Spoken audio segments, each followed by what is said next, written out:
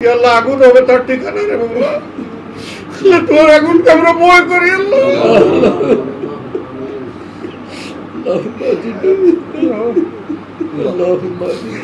আল্লাহ তুমি আগুনে আমাদেরকে পুড়াই দাও আল্লাহ, আমাদের গোটা জাতিকে তুমি ক্ষমা করে দাও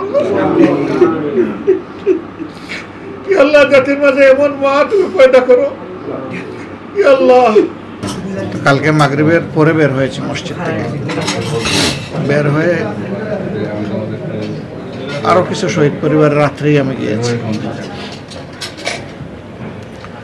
সেখানে শহীদদের মধ্যে 6 বছরেরও একজন শিশুর পরিবারেও যাওয়ার সুযোগ হয়েছে।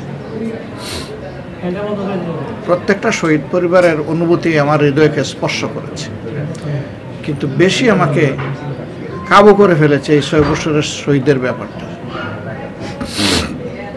তার পিতা অনেক কিছু দেখালেন, তার এই বয়সে সাধারণত মানুষের এটা হয় না, এত মেধা এত জ্ঞানের প্রকাশ ঘটে না, কিন্তু তার ঘটেছে। আমার কাছে মনে হলো যে আল্লাহ তাআলার পক্ষ থেকে একটা মুজেজা ছিল। তার বাবা তাদের 2 ভাইকে নিয়ে ওখানে গিয়েছিলেন 5 তারিখে আন্দোলন উত্তরায় গুলিবিদ্ধ হয়ে সে মারা যায়। উত্তরায় গুলিবিদ্ধ হয়ে সে মারা যায়। এর আগে সে স্লোগান দিয়েছে। একটা পর্যায়ে তার বাবা বলেছেন যে চলো যাই। কয় না বাবা, সবাই তো যাচ্ছে না। কয়ে যে গুলাগুলি হইতে পারে, মানুষ মারা যাচ্ছে। কয়ে যে আমি শহীদ হতে চাই। আল্লাহু আকবার। তার বাবা তাকে টেনে আনতে পারে। আল্লাহ যেন শহীদ হওয়ার জন্যই তাকে পয়দা করেছেন আমার মনে হয়েছে।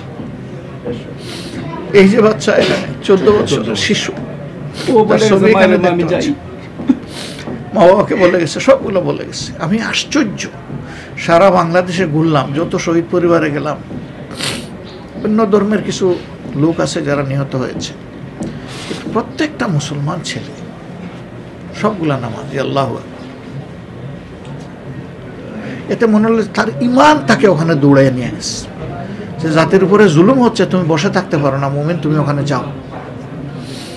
আজকে এই শহীদ পরিবারগুলোর কাছে আসার মাধ্যমে নতুন একটা মেসেজ আমরা নিচ্ছি। এই শহীদের প্রতি ফুটা রক্ত 1000 টন হয়ে আমাদের জাতির ঘাড়ে আছে। আমরা যেন তাদের রক্তের সাথে বেঈমানি না করি।